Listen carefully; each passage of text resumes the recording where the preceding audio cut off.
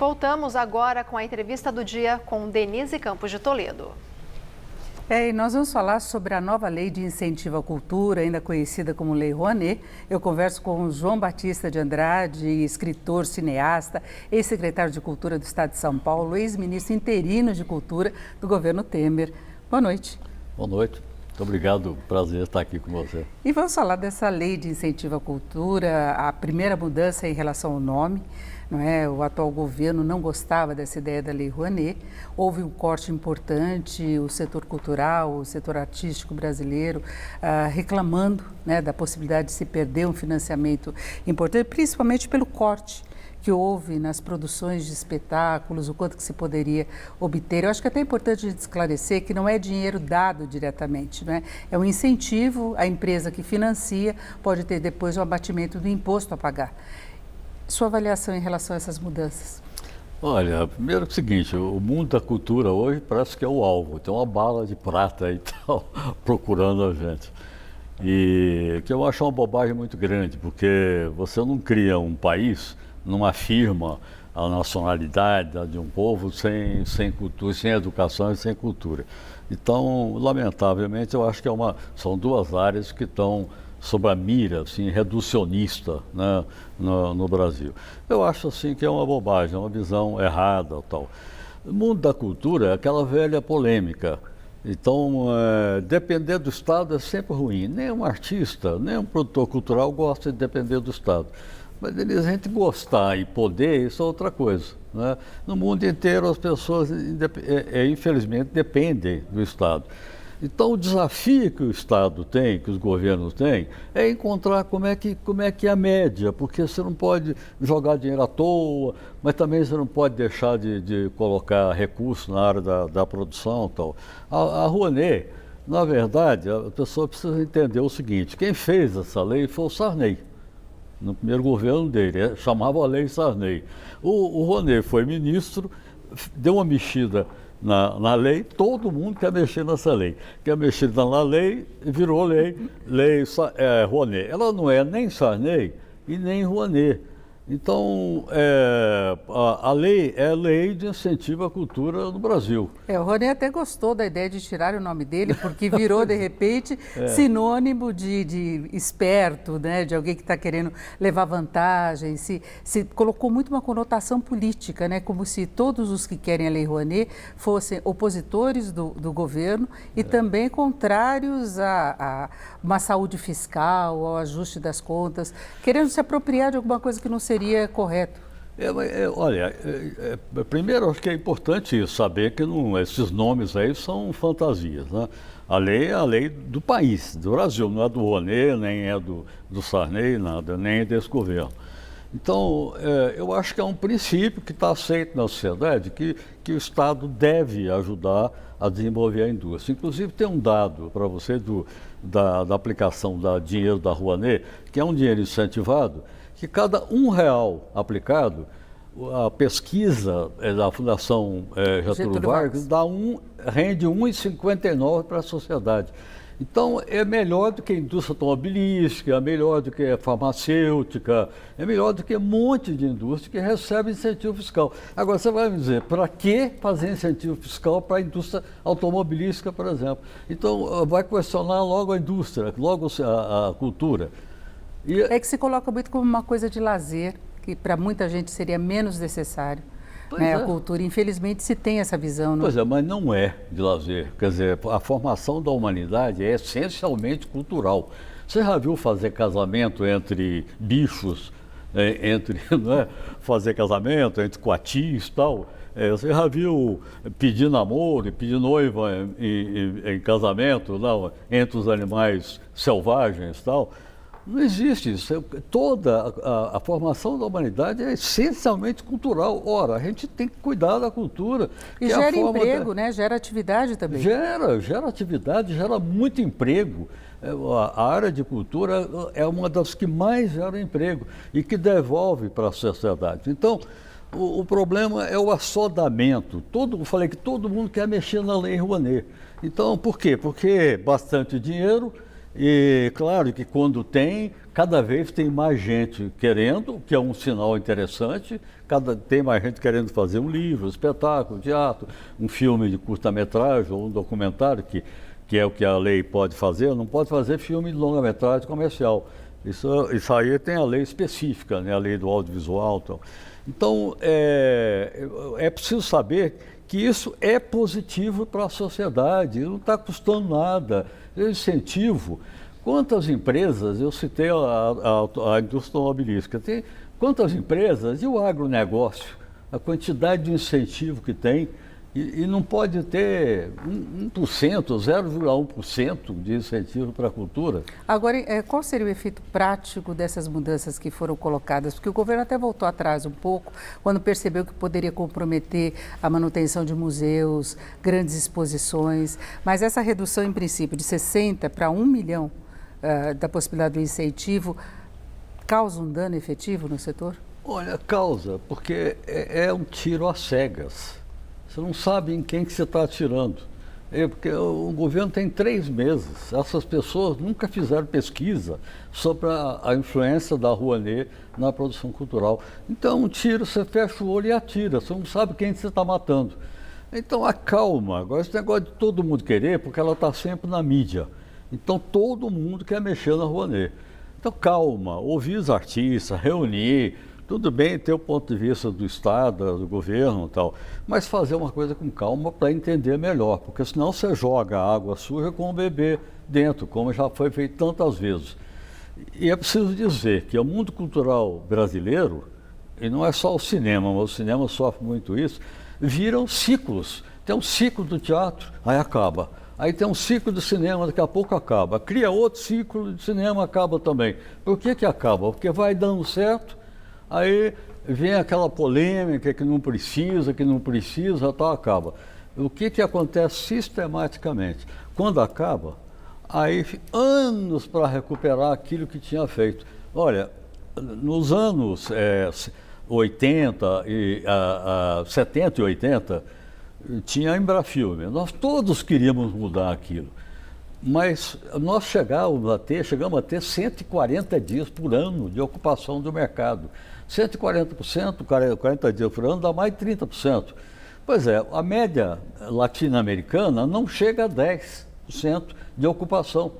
O que aconteceu? Fecharam a Embrafilme sem saber o que fazer depois. E muita Aí gente, acabou o cinema. E muita gente cita até como exemplo esses outros ciclos, como no momento em que houve independência financeira que não precisava da Lei Rouanet, mas acabou. Né? Então não é exemplo a ser citado porque não deu certo exatamente porque houve mudanças mal planejadas. Né? Elis, olha, você viu esse negócio, essa coisa da igreja da Notre Dame, né? Até brasileiro mandou milhões para lá e tal, né? Aqui no Brasil é uma formação completamente diferente. O empresariado, as pessoas ricas, tal, milionários, não têm tradição e não fazem isso. Porque desde a monarquia, a cultura é coisa do Estado. Então você fala, não, nós vamos tirar, e acaba com o incentivo, acaba tudo. O Museu Nacional não teve nada, e é cultura também. A cultura é uma coisa muito ampla, não é? E necessária. Aqui na reforma do Museu do Ipiranga, por exemplo, o Estado de São Paulo quer contar com a Lei Rouanet para ter financiamento. Mas senão fica 20 anos aí para poder restaurar aquilo lá. Não é? Então, há uma certa incompreensão do papel da cultura, em primeiro lugar, e eu acho também que tem que juntar isso com a incompreensão com o processo educacional. Vai perguntar lá para a Coreia do Sul como é que eles passaram de 0 para um país super desenvolvido, uma capacidade enorme, né, de tal, porque eles falavam, primeiro, educação, cultura, educação, cultura, educação, cultura. Eles investiram assim brutalmente e de repente o país estava pronto para explodir, né? Então, eu acho que os governos precisam fazer uma outra coisa, não misturar cultura com ideologia. No mundo da cultura tem todas as ideologias. Eu tenho cheio de colegas cineastas que votam no Bolsonaro, tem outros que votam no Haddad, tem outros que votam no não sei quem mais, tal. Então, não tem nada a ver agora. Mas a Lei Rouanet ficou muito com esse tom político, né? de oposição, de aversão, com uma memória, por exemplo, de grandes artistas aí mais conhecidos que apoiavam o ex-presidente Lula, que apoiaram o Fernando Haddad. Então fica meio que uma guerra ideológica, né? É uma parte pequena do mundo de produção cultural. E tinha que Só se que eles separar têm isso, prestígio, né? sem nome. Mas escuta, você tem artistas e intelectuais tal que ganham nome porque pensam bem, porque fazem boa arte. Será que não é o caso de ouvir um pouco essas pessoas? No mundo inteiro a gente preza aqueles que nos ajudaram a pensar. Agora aqui você não quer que as pessoas pensem. Então nós vamos para o passado, daqui a pouco a gente está voltando 1000 anos atrás, né? É uma regressão assim violenta. Agora poderia ter uma seletividade maior dos projetos, né, de financiamento. Uma das ordens, por exemplo, foi de revisão das estatais, dos bancos, a Petrobras suspendendo muitos projetos que eles tinham na área cultural, que se gastava demais e algumas coisas não eram justificáveis. Agora poderia haver essa revisão sem esse corte de valor? Não, pois é, crítica é sempre importante. Quando tem dinheiro do Estado, você acha que está errado alguma coisa ou outra, tudo bem, vai trabalhar em cima. Mas a primeira coisa é entender. É entender o que acontece e por que tem essa discrepância. Por que você está achando que está exagero. Às vezes há exagero mesmo, isso é normal. Agora, o governo tem que corrigir isso e não destruir. É o que eu falo, não jogar a água do banho com o bebê dentro, jogar fora. Agora, além da Lei Rouanet, teve problema com a Ancine também, que travou, tem uma investigação em relação aos processos. Depois a Justiça disse que não tinha determinado a interrupção da liberação dos recursos para projetos já em andamento. Então é a cultura perdendo espaço em várias frentes ao mesmo tempo, né? Olha, se perguntar a minha opinião, eu acho que não devia cortar, mas eu vou dizer, quando o governo faz isso, cria um pânico entre os funcionários, diretores, um pânico, porque você se sente ameaçado. Daqui a pouco você sai daí e está processado porque assinou e tal. Então, também dá para justificar um pouco. Eu acho que não precisava, mas eu até entendo. Agora, a questão de prestação de contas é uma coisa importante para o público entender. Da Rouanet, no Ministério da Cultura, quando eu estava lá, eu peguei aquilo com 20 mil prestações de contas atrasadas, 20 mil. Então, o que acontece? Você vai aprovar um projeto de uma empresa, eventualmente, que está entre esses 20 mil e, eventualmente, com problema. Mas aí é negligência. Não, pois é, mas você não sabe, não tem como prestar conta. Então, o Estado tinha que entrar num acordo, junto com o Tribunal de Contas, e dizer o seguinte: como simplificar esse processo, sabendo que é cultura é obra pronta. Se você fala, olha, eu vou fazer uma exposição, ela vai custar 1 milhão, então você avalia tal. Não, está correto, é 1 milhão, obra pronta, vai lá, está pronta e aprova. Então, eu sou favorável a simplificar muito agora, e que de vez em quando dê incerto, para saber, para todo mundo saber que a qualquer momento ele pode cair na incerta. Porque não tem condição. Agora, João, como é que você vê a cultura, a produção cultural, a produção artística do Brasil com essas condições que foram colocadas agora, que é a realidade com a qual o setor vai ter de lidar? Olha, eu acho que a produção artística está assim, indo para o caos, se o governo não recuar dessa pressão sobre as fontes de financiamento. Porque aí, falar em cinema, Festival Latino-Americano de São Paulo, que é importante, é o maior festival latino-americano. A Mostra de Cinema, beleza de Mostra de Cinema de São Paulo. O Festival do Rio, que é uma beleza de festival internacional, tudo. O Festival de Gramado, o Festival de Brasília, todos dependem e sempre dependeram desses apoios, como a Petrobras e tal, né? Então, o governo brasileiro, que através desses mecanismos joga um dinheiro violento em uma porção de coisa que não precisava e vai tirar o apoio ao cinema. A Petrobras é nossa. O Petrobras é nosso, é uma honra para os produtores cinematográficos ter apoio da Petrobras e ela viabiliza uma produção cultural. E é uma preocupação para nós encerrarmos, principalmente em relação aos musicais, que demandavam mais recursos, que são grandes produções, não é? E a preocupação de interrupção exatamente desse ciclo, né? Então, eu acho que os governos têm que vir devagar com a cultura. A cultura do país é um privilégio para o próprio país. Então, nós não somos melhor do que ninguém. Pessoa que levanta cedo, trabalha, vai fazer o seu trabalho, vai para o torno, ou vai dirigir o táxi, ou vai... Essas pessoas todas são importantes. Agora, o nosso papel é cultura.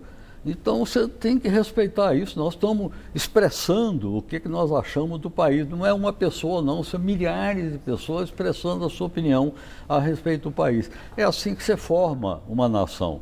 Não é com repressão, com ameaça e também com tirar o leite, né? E deixar o bebê morrer de fome. Não é assim que se faz cultura em lugar nenhum do mundo. E agora, bem rapidamente, uma das justificativas do governo é estimular os artistas iniciantes, as regiões que têm menos apoio. Por aí pode haver algum resultado? Então, as pessoas precisam entender. Quando se trata de incentivo fiscal, é difícil você falar de uma empresa de São Paulo que ela tem que aplicar lá no estado do Nordeste. Essa é uma falha, não, é um buraco ali na Lei Rouanet. Só que eles esquecem que a lei de incentivo, ela tem o incentivo fiscal, tem um Fundo Nacional de Cultura e tem um FICART, que é para empresários investir em cultura. Cadê o Fundo Nacional de Cultura? Eu vou dizer, quando eu estava lá, ele era reduzido a zero. Não tinha nada, nem um centavo. Porque o dinheiro que tinha era como é que chama? Ele segura, o governo segura para usar em outras coisas. E a outra coisa é o seguinte, a loteria tem um percentual de 3% da arrecadação bruta da loteria que deveria ir para o Fundo Nacional de Cultura. E aí não vai... quase 300 milhões. Você já viu esse dinheiro? Não tem a destinação correta, né? Nem eu. Bom, foi ótima a nossa conversa. Eu falei com o João Batista de Andrade, escritor, cineasta, ex-secretário da Cultura do Estado de São Paulo e ex-ministro interino da Cultura. Muito obrigada. Então, obrigado a você pela oportunidade. Com vocês.